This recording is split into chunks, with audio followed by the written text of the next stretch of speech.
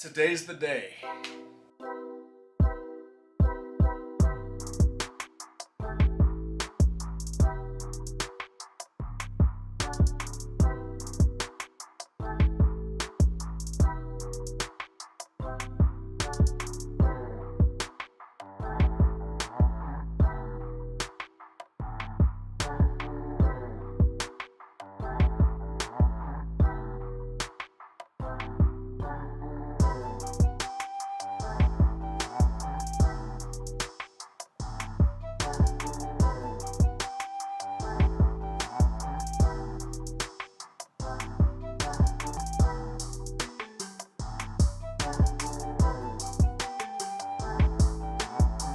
Okay, so we got a twin bed situation.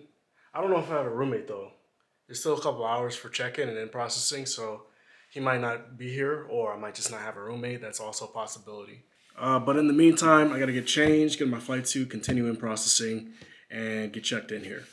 All right, so I'm fully in process. Everything's done. It looks like I don't have a roommate. Actually, a guy came in. He was like, "Hey, I called ahead and I'm supposed to have a different roommate, and obviously I wasn't his roommate that he was expecting, so he like backed out of the room with his luggage. So I don't know. I guess he probably figured out where his friend was, and they got a different rooming assignment. But yeah, in the meantime, we are just kind of hanging out and waiting for classes to start tomorrow. Hey everybody, so now it's actually the weekend. I kind of fast forwarded through that whole week because there was no time to be setting up the camera and talking and getting through it, but everything was great. The first week is all academics, like from morning till night, like you're just fully in it for academics. A little bit of time at the end of the day to go work out, grab a bite to eat, go right back to sleep. So there's not a whole lot of extra free time, and you're gonna be fully immersed in the learning process. So we're pretty much, done with the first week. That's the bulk of academics. Second week, we're gonna start with our first knowledge test, and then we're gonna go right into flying.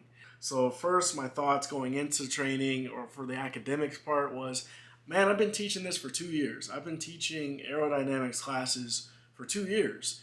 And for a year, almost full time. Like that's just been my job since May. And I kind of went in thinking, okay, well, I know how lift is produced.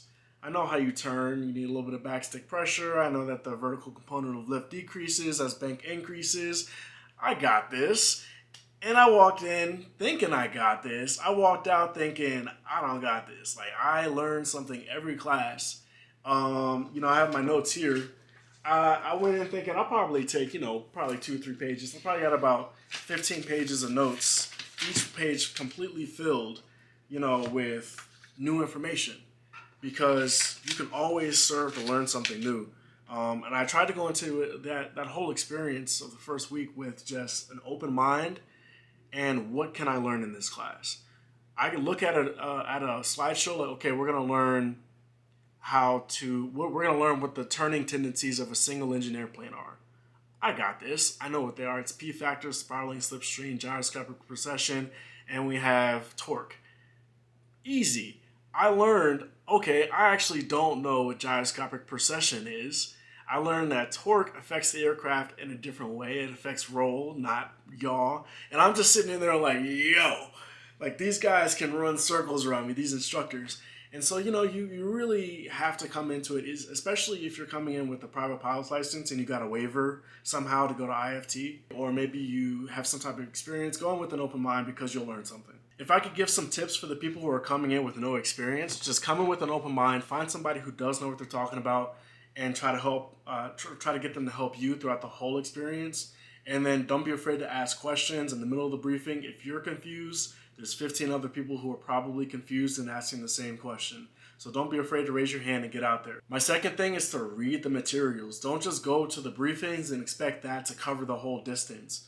What they said is you're only going to learn 10% in class. The other 90%, that's you. That's you getting into the standards. That's you getting into the flying procedures, all of our supplements, getting into the POH and learning about the systems of the aircraft, the air speeds, all the different maneuvers. Because otherwise, you will not be spoon-fed that information. You have to kind of figure it out on your own. And then another test that you'll have to take on day one before you even start classes is your Boldface Ops Limits test. Your Boldface Ops Limits are a list of memorized items about your aircraft that you have to come in and just regurgitate verbatim. Now, this isn't just random information like wingspan, I don't know, how many wheels does it have. It's critical information that you need in flight that you don't have time to reference out of the checklist or the handbook. You need to just know it offhand. For example, you need to know, okay, if I'm going to abort a takeoff, I don't have time to think, okay, what are the procedures? Let me open this book and see on page whatever. Okay, step 1. Bring my throttle to idle. Step 2. No, by that point, you already ran off the end of the runway. For those critical phases of flight, those critical maneuvers, you'll be asked to regurgitate them verbatim, meaning exactly the way they are written, capitalized. If there's a hyphen, you hyphen. If it's abbreviated, you abbreviate it. But other than that, those are the tips that I have for my first week at IFT. I'm really excited to go fly, and hopefully I get a lot out of this experience. After that, we're going to UPT. We're going to wrap things up after UPT with like my finalized training once I actually get to my desired aircraft. Hopefully I get to pick a desired aircraft. Maybe the Air Force will pick it for me. We'll see. If you all have any questions, please leave them down in the comment box below. I'll do my best to answer them within, the boundaries of what I can talk about. I can't just sit up here talking about everything, but I will try to help people out as much as possible. Thank you all for watching. I'll see you guys next time. Peace out.